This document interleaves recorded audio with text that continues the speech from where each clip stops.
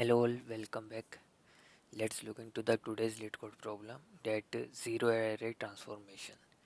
So the question is that we are given a integer array nums, okay, and a vector list of query, whi- which query it is showing a range based query, left and right based range, and in that range what we have to do one operation that in that range we have to decrement the value of all elements in that array by 1.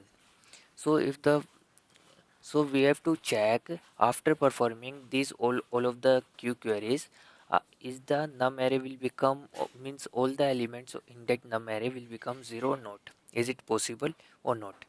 So as it is using range based query, so first I think of that can be solved using the segment tree. So first I was thinking in such a way that is using that segment tree are we able to solve this or not. But here one issue is that this decrement, the decrement part is possible for each range. We can decrement all elements by 1, okay. This thing is possible in this range based query. Either I suppose this is a array, and in that range this is a array of 4 3 2 1, a range of 0 to 3. So in that for any of the range we can perform decrement, okay, based on their range. But if the value, suppose if the value and any of the element already becomes 0, like there is a one more scenario, test case is this. If we talking about this one, where it is, let's take this one case, 1 2 1 and 4, this one. So in this case there is a one error. What will be the error, means one issue that 1 2 1 and 0, like take it like this. And there is a one range, one first query is 0 comma 3, okay. So if we perform the deletion, so 0 to 3. So if we perform the deletion for this range, so number of element in this range is 4. So for this range, whatever the sum, what the total sum for this will be 4. So if we decrement the sum 4 by 4 is 0. But is it the same? No, we did not taken care of this zeroth element, means a element whose value is 0, or a element which already made 0 by previous query. So we did not taken care that scenario if we going to use the segment tree. Else it is able to solve segment tree, but by to we have to taken care of this zero also, okay. So for that I was think little more, and here in the hint also I check for the hint. So they give one hint that can we use difference array, means uh, can we form a difference array and a prefix sum, okay, and check if index can be made 0 or not. So we have to separately.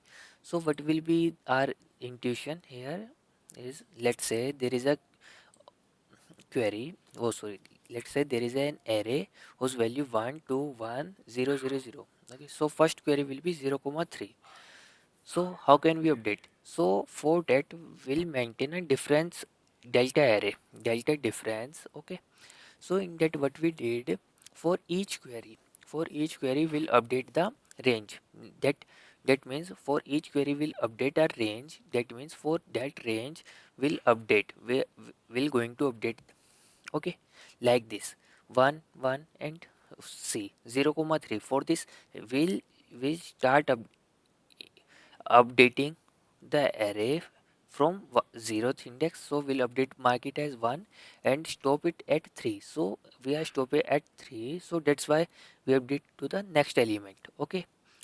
So mark it at left, whatever the left value, and whatever the right value, right plus 1, okay, whatever the right next element of the right.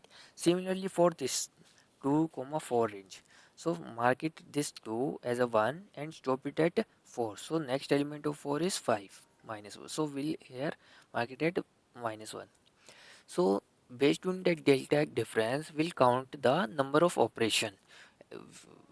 Number of operation we can performed at a ith index. Like for 0th index, number of operation is 1.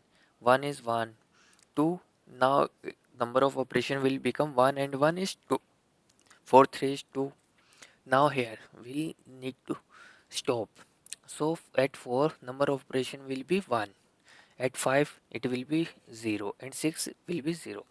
So after that, based on the number of operations available at indices at I, we'll check is it able to made 0 or not.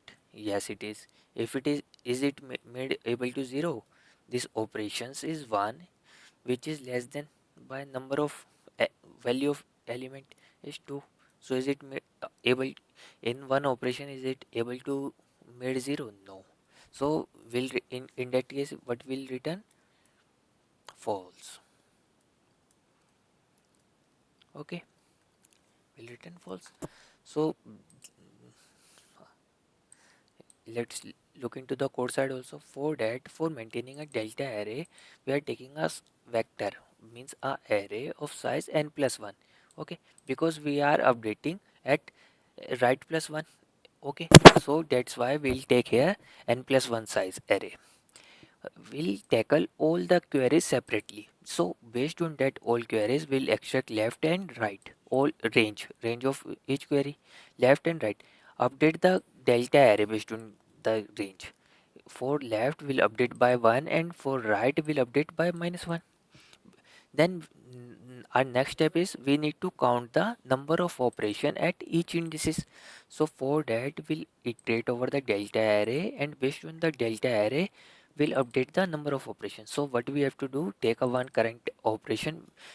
Current operation is maintain the number of operation is performed at ith indices. Okay, so for here we'll calculate the number of whatever the delta value, difference value here. So we'll update that. After that we'll push the current operation at the ith indices. Okay, so based on the num operations count, we'll perform check, are we able to made num of I, means ith element is 0 or not, are we able to made or not using the ith operation. Okay, so if the ith operation is less than num of I, then we are not able to made it 0, then in simply will return false. If we perform check for all elements, all n elements, and all n elements are able to made 0, then will in the end will return true. Okay, thank you all, bye.